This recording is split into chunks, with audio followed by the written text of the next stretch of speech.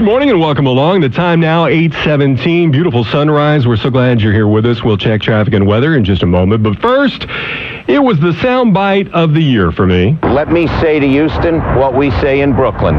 Forget about it. They are not getting the shuttle. Chuck Schumer throwing down. We talked about it in 2011. We're going to get an update on that because one man who remained hopeful that we possibly could do some wheeling and dealing and get a shuttle to where it belongs, actually, Space City, is Congressman Pete Olson. His district is Clear Lake. A lot of folks who worked at NASA and JSC live and did work in that area.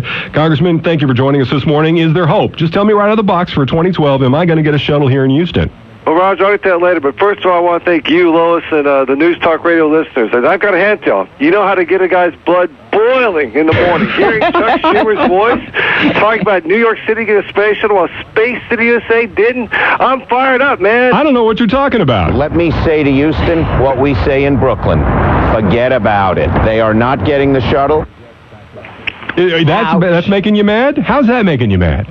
Forget about it. I think it's pretty clear to all Texans how that's making me mad. And Roger, on behalf of all Texans, I have a message for good Senator Chuck Schumer and his comments about not messing with New York City. I've been messing with New York City. I am messing with New York City, and I will be messing with New York City until a space shuttle comes home to Space Center Houston. Now, Congressman Olson, I got to tell you, I got a letter, a listener wrote in this morning in an email, and he said the decision on where to place the shuttles were where they would get the most visitors and exposure. It had nothing to do with snubbing Houston. What do you say to that?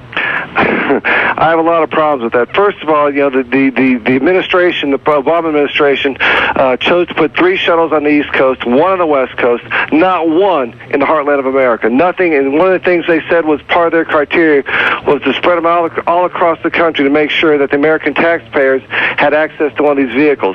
One of the things that pushed New York to the top of the list was a priority for international visitors. And I'm sorry, I have a problem with that. If we're going to make a priority for any visitor, it should be the American taxpayer who paid for that space shuttle, not somebody from France or somebody from Spain or somebody from Japan. Hear, hear. It should be American taxpayers first and foremost. That means that baby should be coming to Space Center Houston, Space City, USA. Oh, man, Congressman, you are fired up this morning. Woo! Thank you, guys, for getting this way. Congressman Pete Olson, his district includes Clear Lake. Hey, hold on for me just a second, Congressman, because also this year, big story, the end of the shuttle program. We want to talk a little bit about that and, of course, the constituents that you have in Clear Lake. How are they doing and how are they moving on?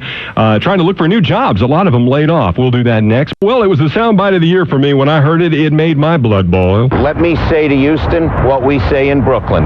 Forget about it. They are not getting the shuttle. Talking to us this morning about that, very calmly. He's very quiet this morning. Congressman Pete Olson. Congressman, can I quote you? Woo!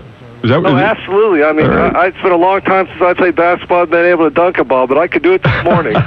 You know, we're very concerned, of course. Oh, my goodness. We're very concerned about our friends in Clear Lake. They've been very supportive of us, and JSC has been incredibly kind to me and to the station. How are they doing now that the shuttle program has ended and so many people have lost their jobs? Well, they're doing okay, Roger, but they're definitely going through some transition. I mean, as you mentioned earlier, the space shuttle is no longer flying. And so all those jobs are being transitioned out. I mean, some are being lost and some are trying to be transitioned to other programs. But the biggest problem we have right now at the Johnson Space Center and throughout NASA is we have no human spaceflight mission. I mean, the president killed the Constellation program with his budget in February of 2009, and he hasn't come up with a mission for human spaceflight.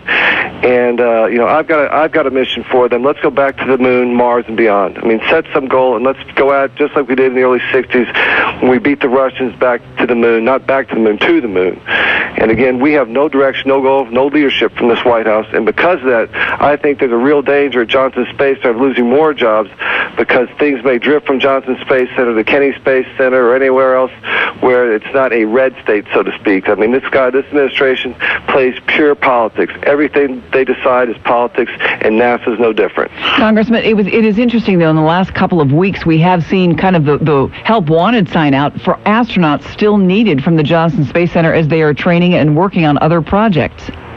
They're still proceeding forward, but they're not bringing the numbers that they brought in during the shuttle program. And just an example of the problem we have right now, we're completely dependent upon the Russians to get our astronauts to and from the International Space Station. And so because of that, it's a 3-person vehicle. We only get 1 seat on that vehicle. We were taking 7 astronauts up in the space shuttle. So right there, we're down to 1 astronaut applying for mission as opposed to 7 before. So our astronaut crew, our astronaut corps, will be decimated by this transition unless we get through this quickly and get an American vehicle up in space, going to deep space, Moon, Mars, and beyond. We're speaking with Congressman Pete Olson this morning. My final question for you really quick as we run out of time.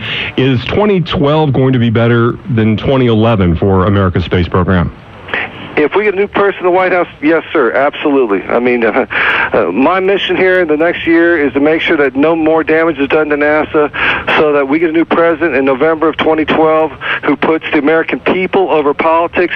Then we'll get a NASA that we're all very proud of, the NASA that we remember on July 20th, 1969, when Neil Armstrong set his foot on the moon and announced 1 small step for man, a giant leap for mankind. We are the dominant country in human spaceflight. We can never, ever give that up. Fired up. Congressman Pete Olson, thank you for joining us. Have a happy new year. I'm sure we'll be talking to you a lot in 2012. You as well. Happy New Year. Thank you very much. His Wheaties have kicked in. I'm just saying. Coffee. What kind of coffee?